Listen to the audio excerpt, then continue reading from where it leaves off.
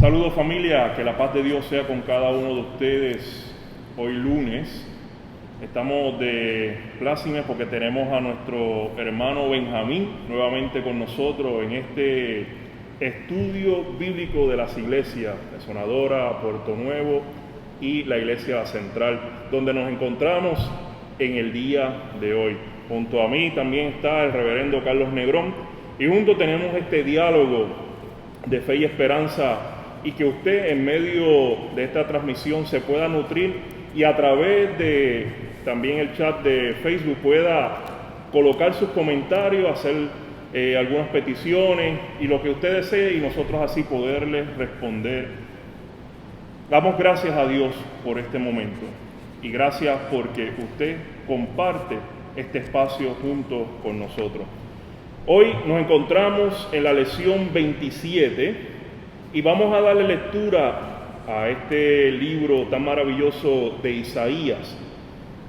Estaremos trabajando el capítulo 6, los versículos del 1 al 8, pero siempre lo invitamos a que se extienda y lea un poco más. Y no vamos a darle lectura a todo el capítulo como tal, pero sí para sentar las bases de este diálogo y que usted se nutra. Y voy a leer la versión popular y solamente los primeros 3 versículos, que dice así: El año en que murió el rey Osías, vi al Señor sentado en un trono muy alto. El borde de su manto llenaba el templo. Unos seres como de fuego estaban por encima de él. Cada uno tenía 6 alas. Con 2 alas se cubrían la cara, con otras 2 se cubrían la parte inferior del cuerpo, y con las otras 2 volaban. Y se decían el uno al otro: Santo, Santo, Santo es el Señor Todopoderoso. Toda la tierra está llena de su gloria. Alabado sea el nombre del Señor.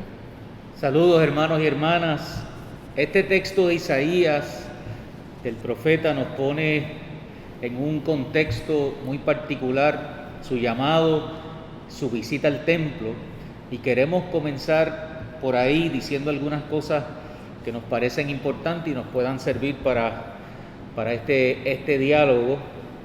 Primeramente, hermanos y hermanas, recordar que el profeta Isaías, a diferencia de otros profetas del texto bíblico, el Antiguo Testamento, es un profeta cuyo origen es el privilegio, ¿no? Es un profeta que viene de una familia un poco más acomodada y que le ha tocado ser parte de la corte y ejercer su ministerio en medio de Jerusalén, ¿no? Y en medio de ese contexto.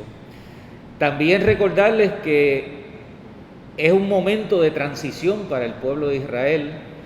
Estos primeros 39 capítulos, del 1 al 39 del libro de Isaías, nos narran todo ese periodo previo al exilio de Babilonia, a la destrucción del templo, ¿verdad? y de la ciudad, y nos narra un proceso también de deterioro que vive el pueblo, donde el profeta Isaías le toca precisamente anticipar lo que pudiera venir más adelante por las actitudes y las acciones del pueblo.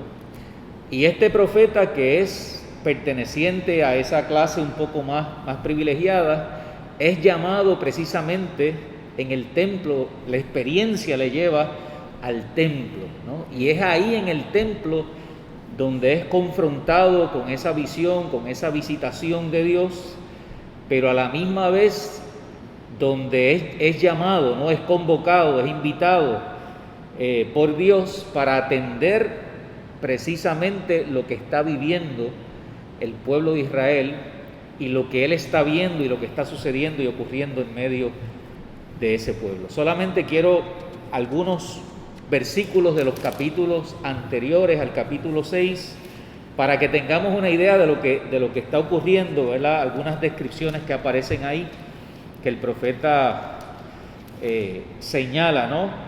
Que ve, por ejemplo, en el capítulo 5 al final, los versículos 7, dice: la viña del Señor Todopoderoso es la casa de Israel, son los nombres de Judá, su plantación preferida.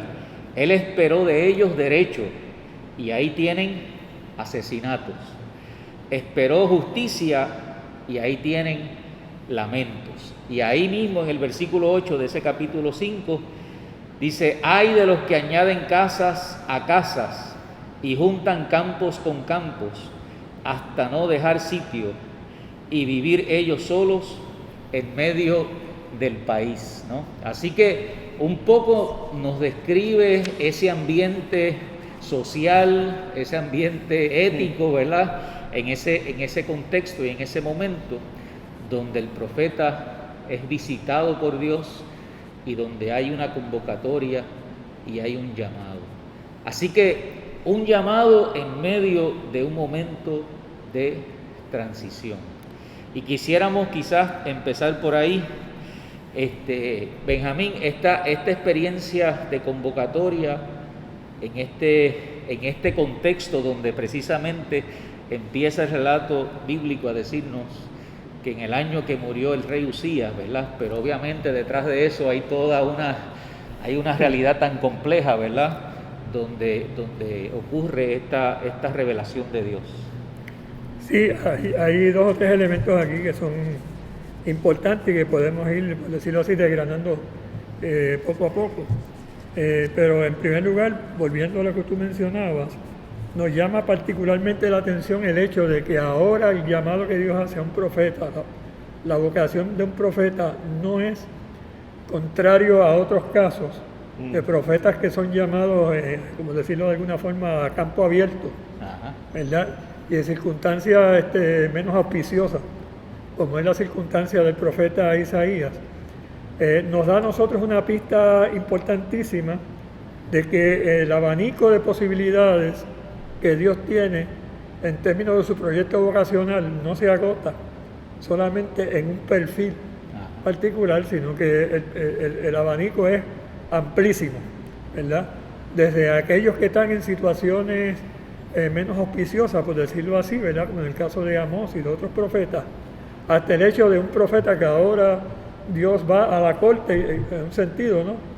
O lo llama desde ese contexto, para que entonces también profetice, pero interesante porque no es una profecía que va a ser distinta a las profecías de los otros profetas, valga la redundancia, ¿verdad? Sino que es una profecía con los mismos contenidos, pero partiendo de una persona que está en una realidad distinta. Es un elemento que me parece que bien importante, que tenemos que destacar para cómo nos habla Dios también en el marco en que nosotros estamos hoy, para que tampoco vayamos a caer en los reduccionismos de pensar que los llamados de Dios son particularmente para una clase en particular, sino que Dios también puede, por decirlo así, arrancar de algún lugar a alguien que ha estado en posiciones de privilegio, ¿no? Y en posiciones de acomodo, y abrirle los ojos y transformarle un poco la visión, ¿no?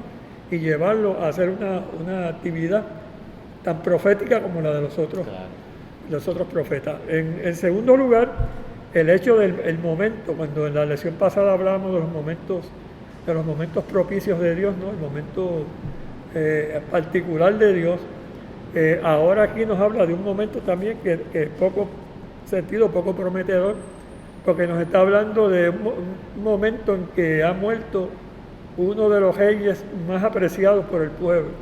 El pueblo había tenido experiencias no tan ricas, no tan buenas, pero con este rey en particular, por un espacio bastante extendido de tiempo, han tenido un periodo de relativa calma, de relativa prosperidad, ¿verdad? De cierto sosiego civil, social, y ahora de momento muere el rey y queda la incertidumbre de qué va a pasar con el pueblo, ¿no? Así que es un momento, como dije ya, de mucha incertidumbre. Esos dos elementos me parece que son importantes, son unos ejes importantes aquí en la lección, porque curiosamente, como hemos visto en otras instancias del texto, Dios sigue apareciéndose en momentos aparentemente no puntuales, en momentos que desde la óptica nuestra no serían los momentos puntuales, ¿verdad? Sin embargo, Dios se sigue apareciendo en esos momentos. Yo creo que esos dos elementos están presentes ahí, vis a vis con otros elementos que supongo que tú vas a seguir ampliando. Benjamín, dentro de la revista, en la parte de resumen, tú haces una afirmación que con esto pues la voy a leer para entonces así cuestionarte, que va con la línea y como habló Carlos. Dice: el encuentro de Isaías en el templo con el Dios vivo le planteó de entrada una respuesta categórica al desafío de ver a Dios en tiempos en que las condiciones materiales señalan crisis de toda índole. La pregunta vamos por esa línea, es ¿cuáles son esas condiciones materiales que señalan esas crisis de toda índole? ¿Cuáles son esas señales? Cuando tú hablas de las condiciones materiales, ¿las condiciones que faltan o las condiciones que habían? Ambas. Okay. Pues yo pienso que las condiciones materiales que afirmaban el sosiego social y el momento de paz, pues obviamente eran condiciones socioeconómicas favorables que hacían que aquel pueblo tuviese cierta certeza de su presente y de su porvenir.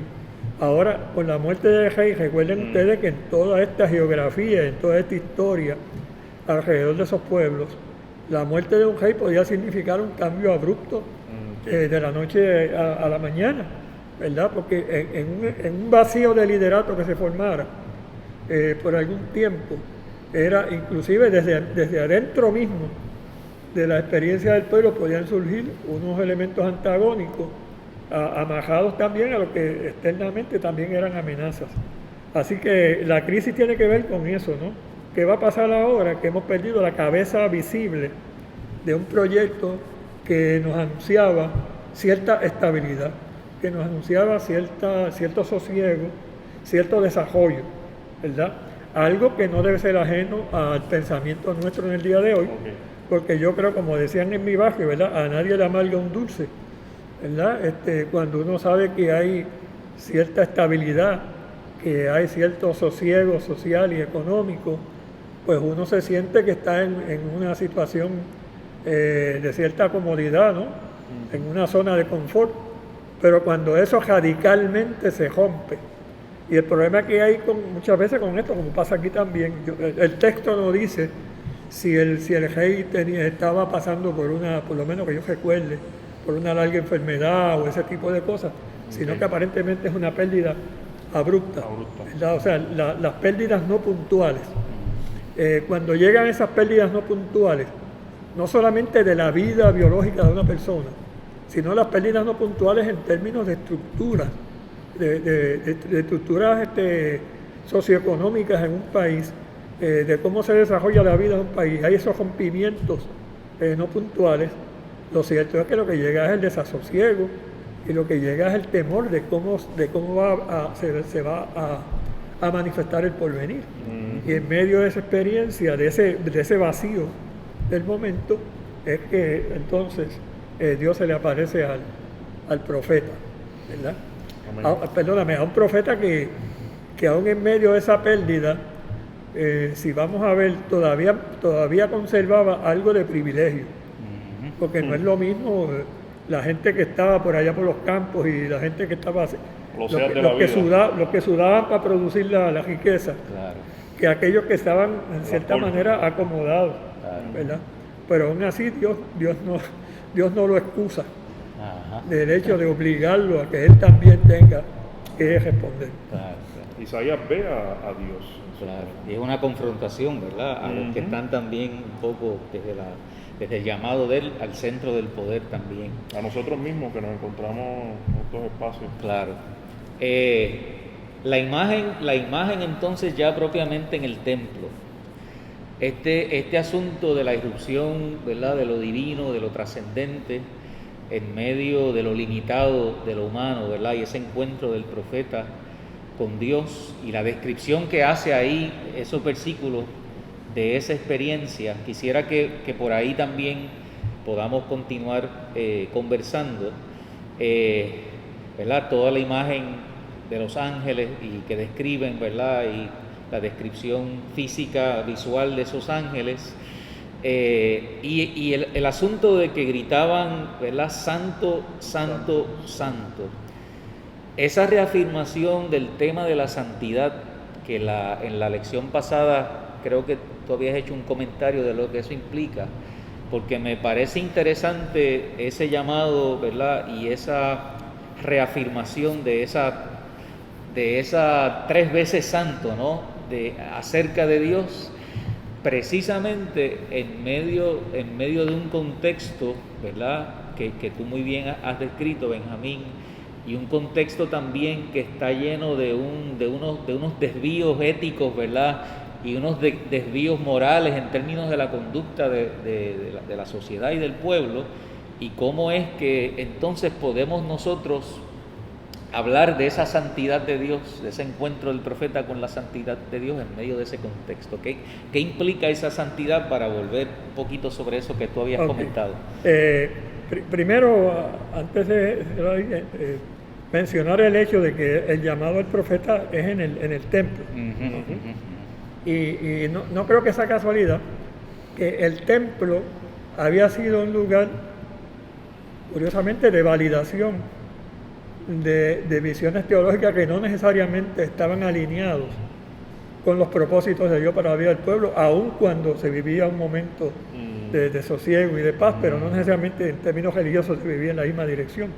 O sea, el templo podía ser un lugar de validación, ¿verdad? De unas visiones que no eran las que correspondían con el propósito de Dios. Y es justamente en ese lugar a alguien que está en un contexto de cierto acomodo que se le llama para que entonces tenga que responder, ¿verdad? Y no quiero jodear la pregunta, pero me parece, para no perderle el hilo de lo que estoy tratando de decir, en esa aparición que se hace al profeta, hay un elemento que se menciona, quizás me estoy adelantando un poquito, pero para no perderlo en la conversación, y es cuando se habla de los quiciales de las puertas, ¿verdad? Que se removieron todos. Y es interesante porque los quiciales son los goznes. Okay. Los quiciales son los goznes de las puertas, ¿verdad? Entonces, esa tremenda metáfora que aparece ahí, de que los goznes de las puertas se movieron, y las puertas, que en cierta manera lo que nos está diciendo a nosotros es qué pasa en la interioridad nuestra, en el ámbito interior nuestro, cuando hay encuentro con Dios. ¿Sabes? ¿Cuáles son los goznes que se remueven en nuestra interioridad? ¿Cuáles son las puertas que se remueven en nuestra interioridad? Para que entonces desde ahí nosotros podamos responder. Porque la pregunta, oye, cuando Dios te ha llamado, o cuando Dios me ha hecho un llamado y un reclamo, ha sido algo así tan sencillito, tan liviano, tan llano, ¿verdad?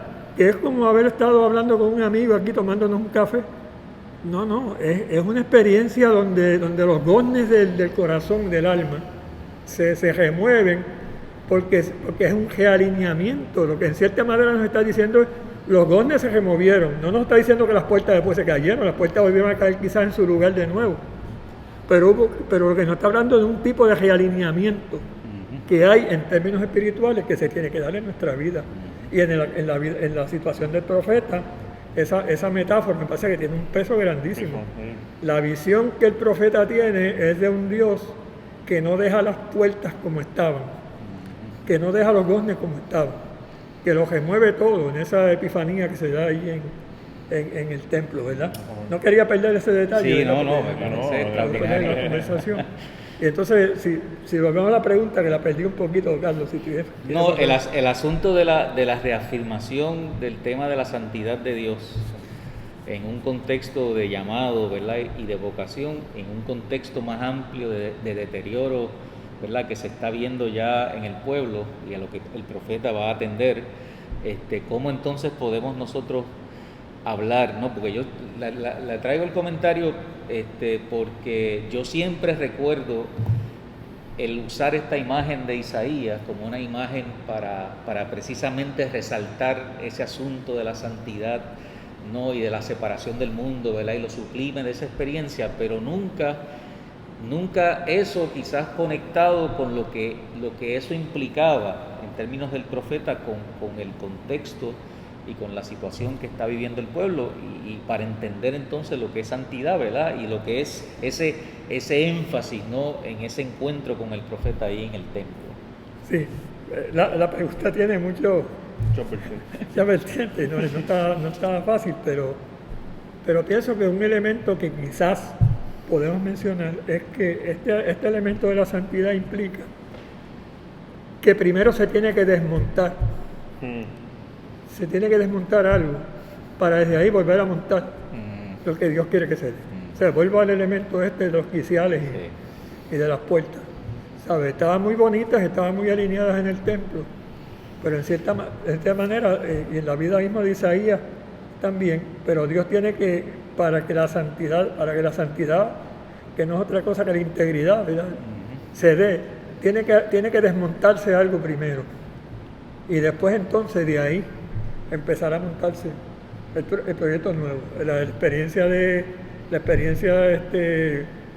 qué sé yo, en el Antiguo Testamento de varios profetas, la experiencia de Moisés que, bueno, quita la sandalia, ¿verdad? de tus pies, porque ahora estás en el lugar santo. Así que ese elemento de la santidad como integridad, pienso que en la vida de cada uno de nosotros, y déjeme hacer otra digresión, integridad no es sinónimo de perfección, ¿verdad? La integridad no es sinónimo de perfección. La integridad lo que significa es que en lo esencial de la vida, en las cosas que particularmente determinan, ¿verdad?, cuán saludable y cuán beneficiosa y de bendición puede ser nuestra vida, ahí esos elementos tienen que estar montados y tienen que estar articulados. Eso no quiere decir que en otras cosas nosotros como seres humanos tenemos los pies debajo, ¿verdad? Y eso tenemos que verlo. Pero entonces esa santidad de Dios se da en esa dimensión.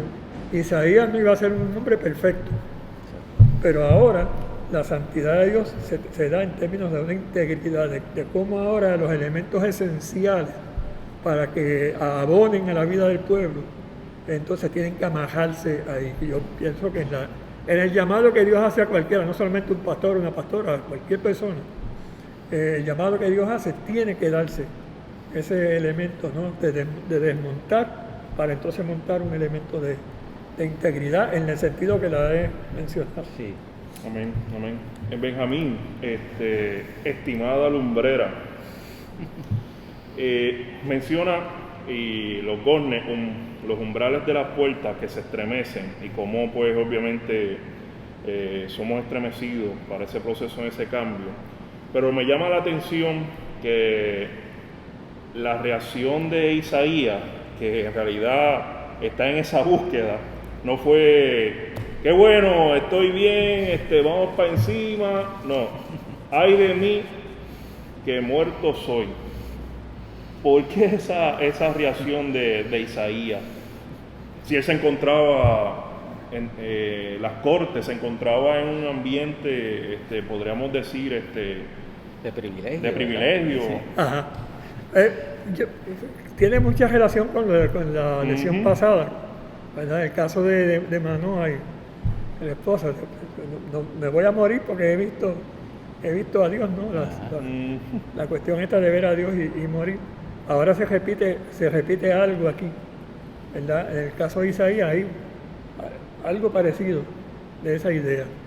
Pero yo pienso que también tiene que ver con el hecho de que en ese encuentro con Dios uno no discierne así instantáneamente de por dónde viene, por dónde Dios viene y por dónde uno va a caminar, ¿sabes?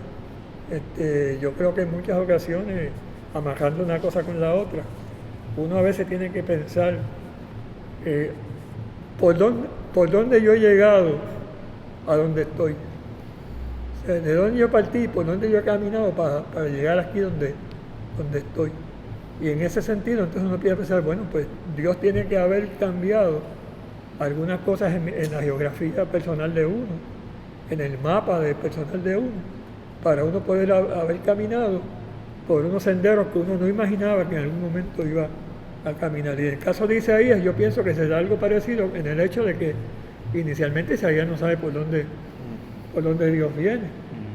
Porque Isaías, volvemos a decir, estaba en una situación de privilegio, es lo que está pensando ahora. ¿Con qué me estoy enfrentando?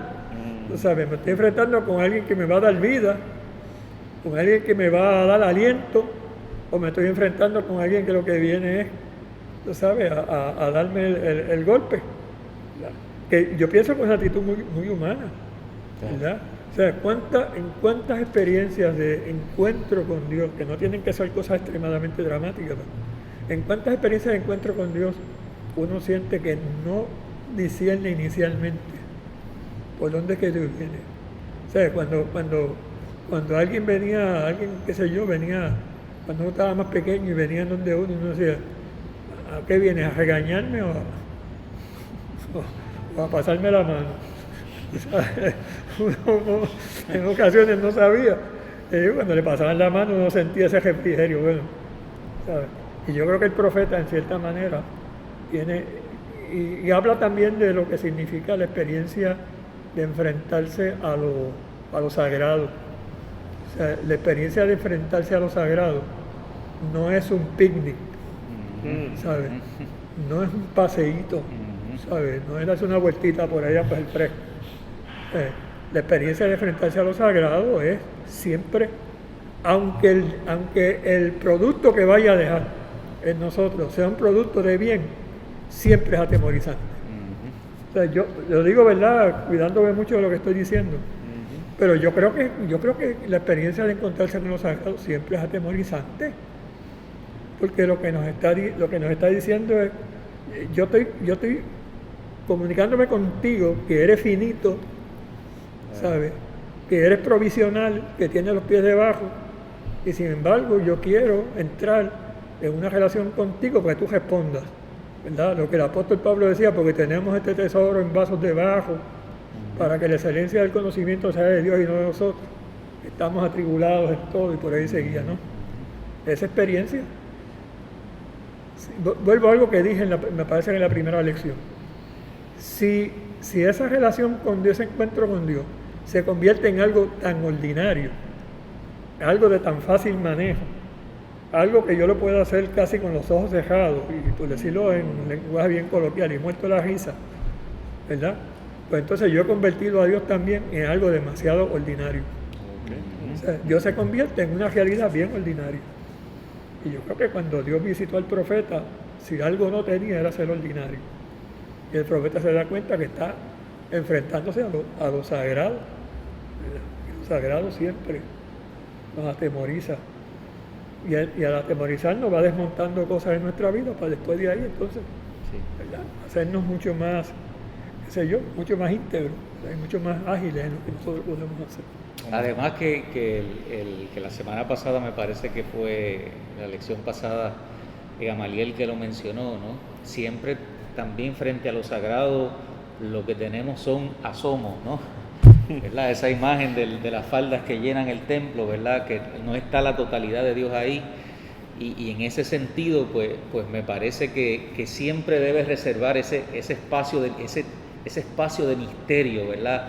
Ese espacio de asombro, de incertidumbre, que de alguna manera mantiene a uno en un proceso, nos mantiene en un proceso de búsqueda, en un proceso de caminar y un proceso de encuentro que sabemos que nunca se agota. Y yo creo que también hay algo de eso ahí detrás ¿verdad?, del encuentro del profeta ahí en el templo. Este asunto, esta imagen del carbón encendido, que yo recuerdo en mi formación en la iglesia, ¿verdad?, cuando alguien oraba por el que va a predicar, pasa el carbón encendido por sus labios, ¿verdad? Todavía. Siempre una imagen que se usa mucho en nuestros laicos, ¿verdad? Con mucho sentido, ¿verdad? Esas oraciones. Pero esta imagen del profeta, primero reconociendo, ¿verdad?, que tanto él como el pueblo son de labios inmundos. La imagen de cómo los ángeles, que son los ángeles los que manejan el asunto del carbón, y lo que finalmente, ¿verdad?, ocurre con el profeta y las interpretaciones que a veces nosotros les hemos dado a ese asunto del carbón encendido y lo que eso significa, ¿verdad?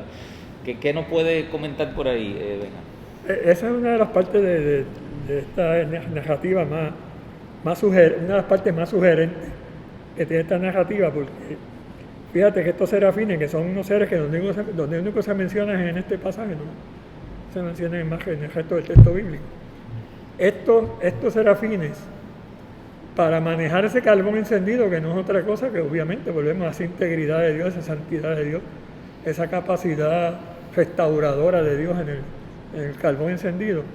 Pero los ángeles, que son supuestamente los que más cerca están de la divinidad, no lo pueden manejar con sus manos, con sus alas, lo que sea.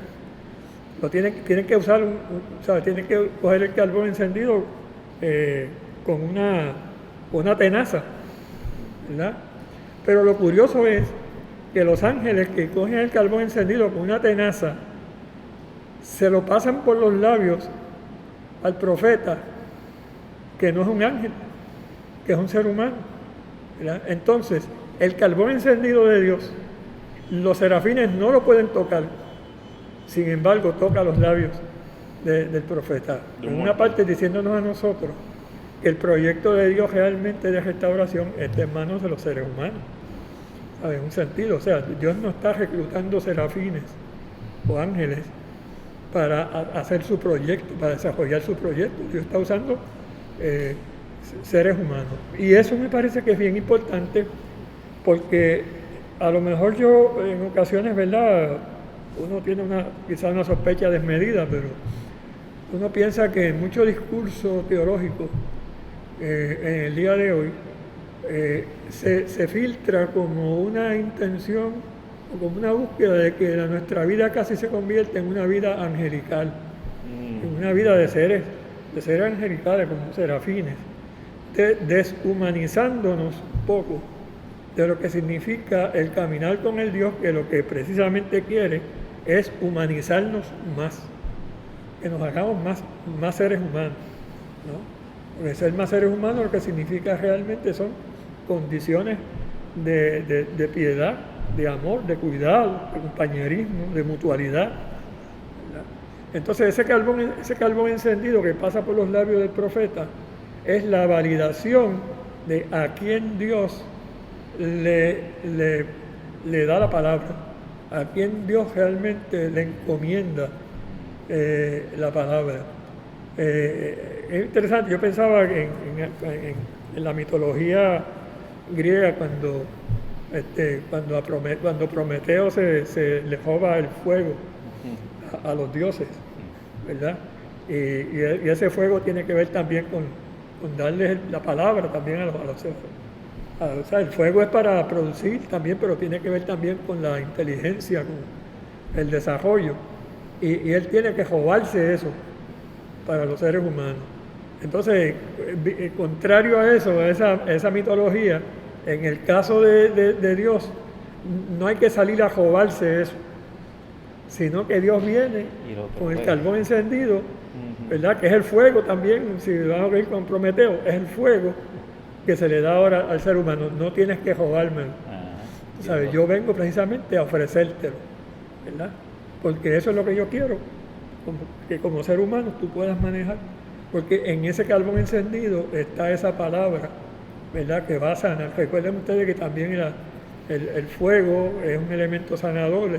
Muchas heridas se sanaban con elementos calientes, ¿no? Sí. Así que está ese elemento sanador ahora para el profeta.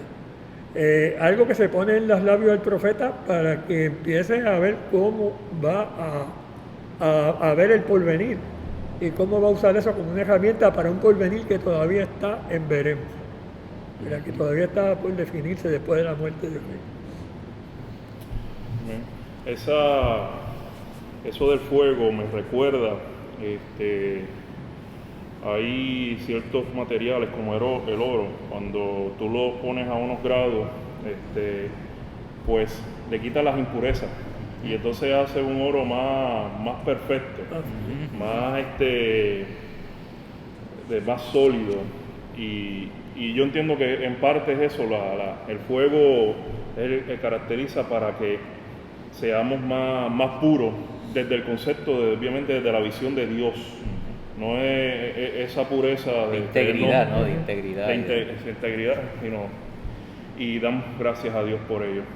El versículo 7, estamos ahí llegando a los versículos finales.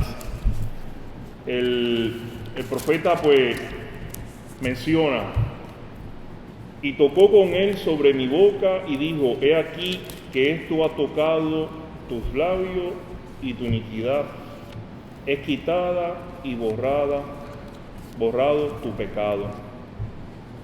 Después Isaías dice, oí la voz del Señor diciendo, ¿a quién enviaré? ¿Quién irá por nosotros? A lo que responde, entonces dije, heme aquí, envíame a mí. Benjamín, ese podríamos decir, ese toque especial por este carbón en los labios, es una responsabilidad para aquellos que, como nosotros, que nos encontramos en un escenario donde predicamos la palabra de Dios y aquí el Señor pues nos exhorta a seguir proclamando el mensaje, pero conlleva como una gran responsabilidad que pasemos por ese fuego que ya hemos discutido durante este diálogo. ¿Cómo es esa gran responsabilidad? ¿Qué es eso de heme aquí, envíame a mí? ¿Cómo tú lo defines en tus 30 y pico de años de ministerio y que todavía te falta? Mira, yo creo que volviendo obviamente al carbón encendido, no tiene que ver solamente obviamente con la cuestión de la purificación, ¿no? Y de poner en los labios del profeta la palabra que ahora va a ser una palabra de vida y de restauración. Pero me parece que eso va más allá de los labios y que va a la interioridad del profeta, que tiene que ver con su conciencia y con la voluntad. Porque si el llamado de Dios iba a ser solamente para que el profeta hablara, ¿verdad? Pues el profeta podía decir muchas cosas, ¿verdad? O podía mantenerse en cierto lugar de cierta comodidad hablando. Pero cuando eso llega a la voluntad y llega a la conciencia, entonces se tiene que amarrar la palabra, se tiene que amarrar el discurso con la voluntad y con la conciencia, ¿verdad? Por eso la respuesta del profeta. Fíjate que el apóstol Pablo en alguna ocasión mencionaba que él tenía una situación muy particular que en cierta manera le inquietaba, y era que él sabía cuál era el bien que tenía que hacer, pero el bien que tenía que hacer no hacía, y el mal que no debía hacer, eso era lo que hacía. Y Pablo dice, tengo un problema porque hay una desconexión entre el conocimiento y la voluntad. Por un lado yo sé lo que está bien y lo que está mal, por otro lado no estoy dispuesto, mi voluntad no está dispuesta a moverse en la dirección que se debe mover. Bien interesante, porque lo que nos dice a nosotros es, a veces puede haber una gran desconexión entre lo que es el discurso y lo que es realmente caminar por los trillos que ese discurso ha marcado. Y entonces en el caso del profeta ya no había salida. O sea, si el carbón encendido ha sido pasado por sus labios y ha pasado por su conciencia y ha pasado por su voluntad, la pregunta de Dios es casi una pregunta retórica, ¿verdad? Es casi una pregunta retórica. Yo decía a Carlos, esa pregunta, diciéndola en puertorriqueño, y perdónenme que puedo sonar medio displicente en esto, ¿verdad? Pero esa pregunta suena en puertorriqueño sería, oye, ¿quién tú crees que puede ir a hacer la misión? Y el profeta le dice, sí, pues ¿a quién tú estás viendo? Pues aquí estoy yo. Pues tengo que ser yo, porque ¿a quién tú le has pasado el carbón? ¿A quién tú le pasaste el carbón? Pues a mí, que le pasaste el carbón, pues ¿quién va a ir? Pues tengo que ir yo. Entonces, ojo, porque, ¿verdad? Como decía Carlos, ese carbón encendido no solamente para pararme en el púlpito, ¿verdad? El carbón encendido también es para que cuando Dios diga, oye, ¿y a quién voy a enviar? ¿Verdad?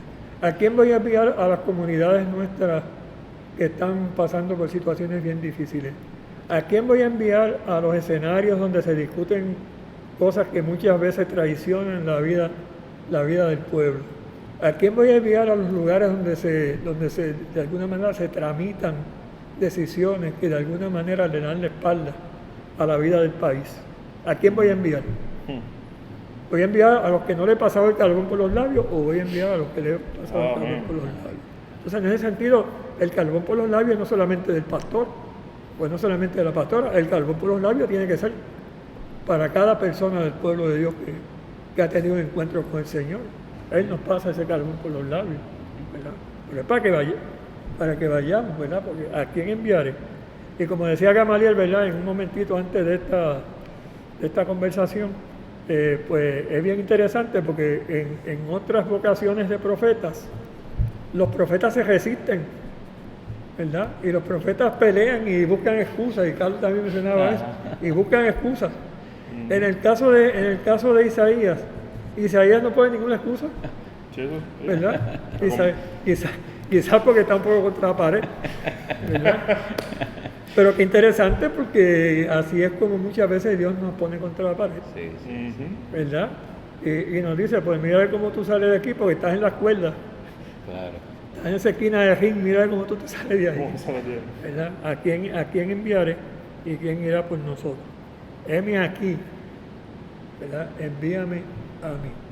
Y en cierta manera también lo que le está diciendo es, bueno, el que está presente delante de ti en este momento, el que significa un recurso para ti en este momento, soy yo.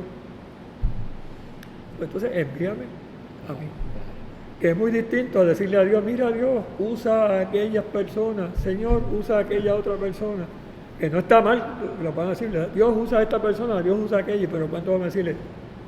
Aquí estoy yo, para que me use. Y lo digo con temor y temblor porque eso no me malinterprete, hermano, no estoy diciendo que uno siempre ha aprobado ese examen, ¿verdad? Hay momentos en que uno puede haber sacado C o D y cuidado, ¿verdad? Pero está el desafío ahí. Definitivamente. Ya estamos para concluir. Simplemente lo que queremos quizás decir es que en un contexto y escenario como el que estamos viviendo en este momento como pueblo, ¿verdad? Y Benjamín comparte algunas cosas en términos de los desafíos y de los llamados de Dios y de las búsquedas también de Dios para atender esos reclamos, pues necesitamos hacer ese ejercicio también de nuestra realidad, ¿verdad? Con sus complejidades y donde hace falta gente dispuesta a responder heme aquí, ¿no? Amén. Que escuche ese llamado de Dios que proviene del templo o que proviene de la calle o que proviene de la misma realidad que vivimos, ¿verdad? Pero Dios ciertamente nos llama de muchas formas y de muchas maneras. Y me parece que muchas preguntas de la Biblia a veces son preguntas abiertas que se mantienen abiertas por todos los tiempos, ¿verdad?